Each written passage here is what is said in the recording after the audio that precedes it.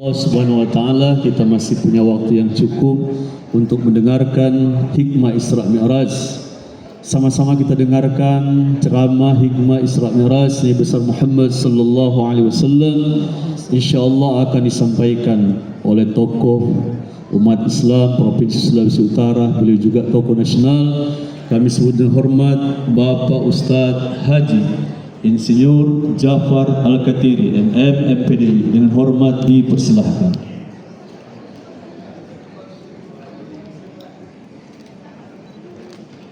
Sallu ala Nabi Muhammad.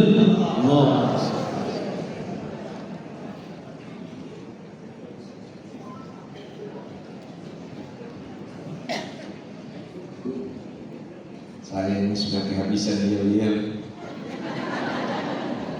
Saya tanya sama Pak Wali, Pak, kau bujuk yel-yel apa? Nanti saya bertanya, atau Buddha yel-yel ini apa? Nanti saya bilang, saya coba cari-cari di Google, nggak ada apa-apa. Ya.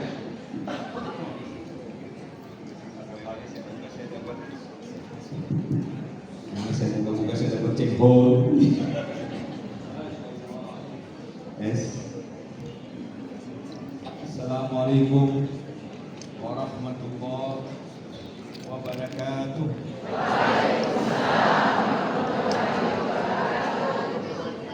Mike. Yes.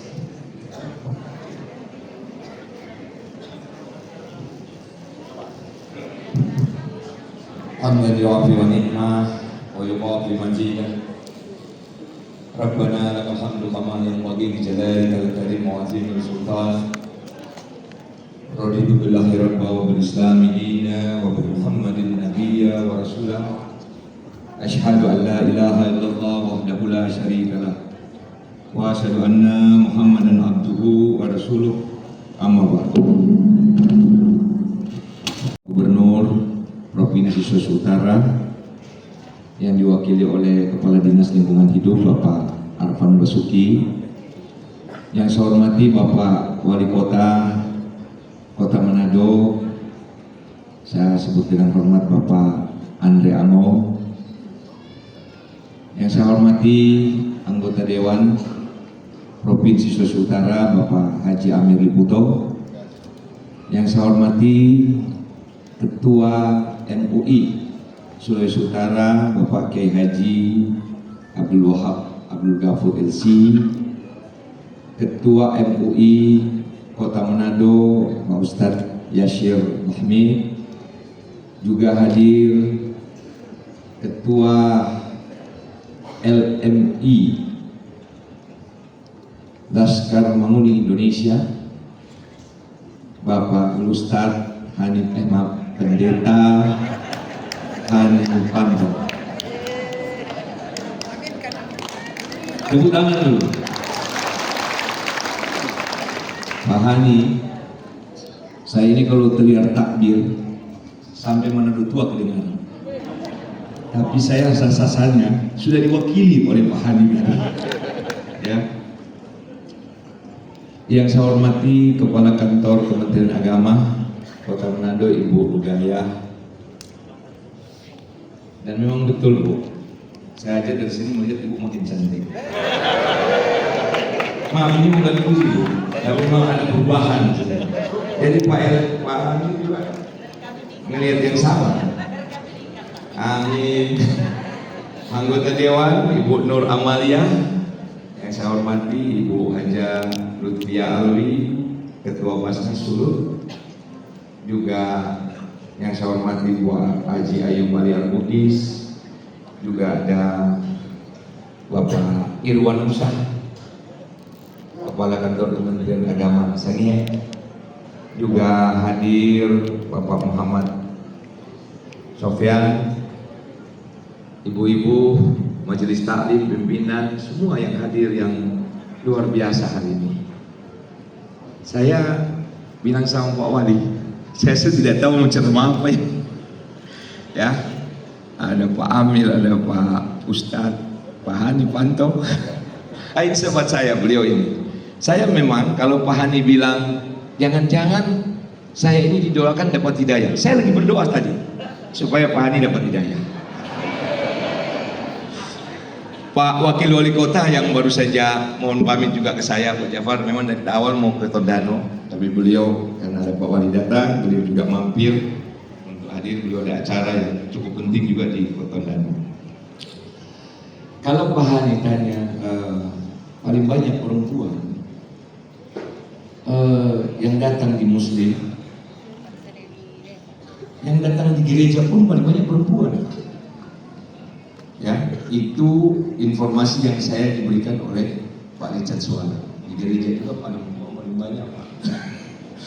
Nah, di pemerintahan provinsi pun saya tanya ke wali kota, PNS itu 2 kali lipat dari laki-laki di Kota Manado.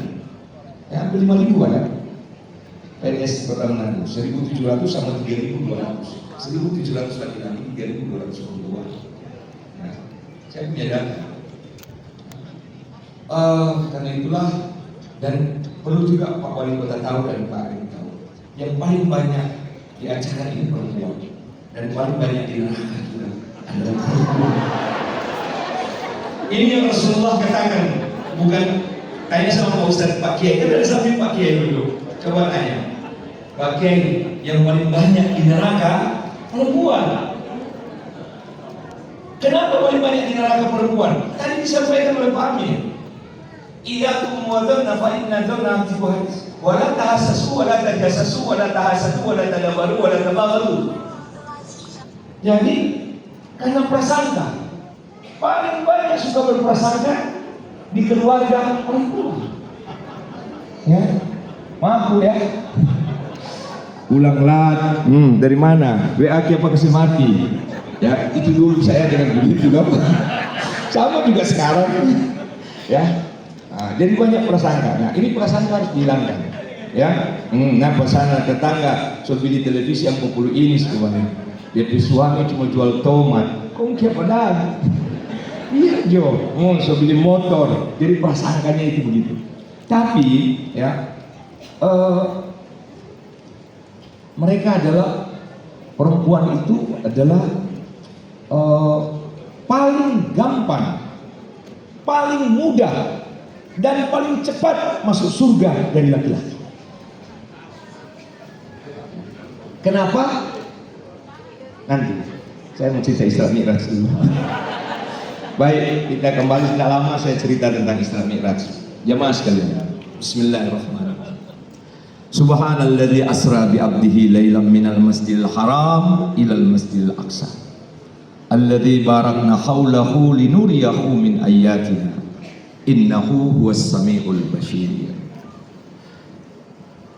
Pak Wali, jarang Allah memulai ayat Al-Quran dengan kata subhanallah. Subhanallah ini kalimat yang oleh tafsir Al-Azim karya Ibnu Katsir mengatakan ta'jub. Jadi subhanallah ini menunjukkan ketakjuban, kekaguman, sesuatu yang di luar kendali manusia yang luar biasa. Dan peristiwa Isra Mi'raj adalah peristiwa yang tidak akan pernah terjadi, dan sampai kemampuan ilmu pengetahuan ila yaumil qiyamah, sampai yaumil qiyamah tidak bisa mencapai pengetahuan menembus 7 petala langit dalam satu malam. Dalam satu malam. Maka dimulailah dengan kalimat subhanallah, maha suci Allah. Kenapa maha suci Allah? Pak Ustadz Yasir sama Pak Kiai lebih tahu. Subhanallah ini diambil dari kata sabah. Sabah artinya tidak tercelah. Begitu tidak tercelahnya Allah dan begitu tidak ada tercelahnya peristiwa ini, ya, maka disebut dimulai dengan subhanallah. Apa yang terjadi, Pak? Peristiwa ini adalah peristiwa yang dahsyat. Isra, ya. Asra bi abdihi lailan minal masjidil haram ilal masjidil aqsa. Perjalanan malam hari, ya, sekitar jam, ya banyak bilang jam 8, jam 9 malam, ketika Rasulullah tidur di rumah, diambil oleh Jibril, dibawa ke sumur Zam-Zam dekat dekat Ka'bah, nggak jauh lah ya, sumur jam-jam sama Ka'bah ya antara dinding ini ke dinding itu. Ini Ka'bah ya sana sumur jam-jam, ya nggak jauh. Dicuci hatinya, dibelah dadanya, dicuci, dibersihkan, maka dia betul-betul Rasulullah itu bersih, tidak tercelah dan maksum.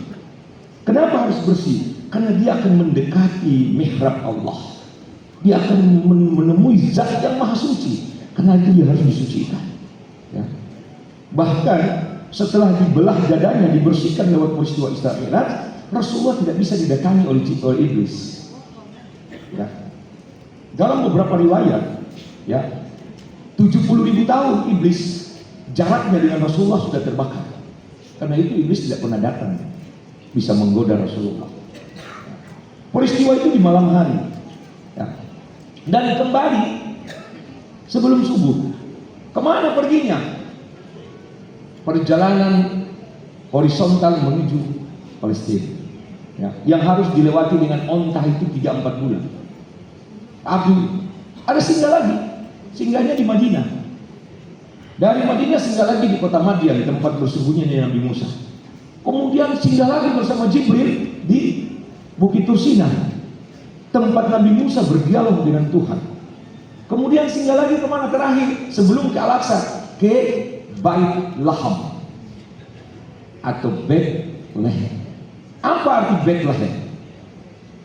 Bet itu rumah, laham daging, rumah daging. Seonggok daging yang suci dilahirkan di sana. Ya, yang kita kenal dengan Nabi Isa alaihissalam yang disebut oleh Pak Pendeta Yesus Kristus. Ya. Dari Bethlehem kemudian pergi ke Al-Aqsa. Di sana, ya, Rasulullah kemudian melonjak bermi'raj menuju langit pertama, langit kedua, langit ketiga, langit keempat, langit kelima sampai langit ketujuh. Ketemu Nabi Adam langit pertama, ketemu Nabi Yahya dan Nabi Ishak langit kedua, ketemu Nabi Yusuf langit ketiga, ketemu Nabi Idris langit keempat, ketemu Nabi Harun langit kelima, keenam Nabi Musa, dan ketujuh Nabi Ibrahim. Proses ini panjang. Banyak cobaan dalam perjalanan. Pertama, jin ifrit. Jin ifrit ini jin yang paling besar, ya, menghadang Rasulullah. Diminta sama Jibril bacakan ayat kursi, dibaca ayat kursi. Dalam riwayat, ya, jin ifrit itu pergi dan tidak pernah kembali. Ya, jadi kalau ada gangguan, baca ayat kursi. Ya, karena hari ini banyak jin-jin manusia model jin ifrit, apalagi di pilkada. Ya, karena itu bacakan ayat kursi, karena di pilkada yang diperebutkan adalah kursi. Dipilih. Ya, saya khawatir jangan-jangan Pak YSK ini hafal ayat kursi. Pak, atau mungkin Pak Andre, ya, Pak Andre ada kasih belajar ayat kursi. Ya, karena ayat kursi itu dahsyat bagi kami, Pak, sangat dahsyat. Ya, saya kalau malam Jumat coba masuk rumah saya sendiri, Pak. Saya baca ayat kursi baru buka rumah, ya. Maka pergilah jin ifrit. Belum lagi banyak riwayat-riwayat yang digambarkan dalam berbagai kitab, ya. Ada seorang nenek yang menghadang Rasulullah, memanggil-manggil, "Ya Muhammad, ya Muhammad." Ya. Nenek yang sudah tua tapi bermake up terus. Ya, nenek pasti tua, Pak. Ya.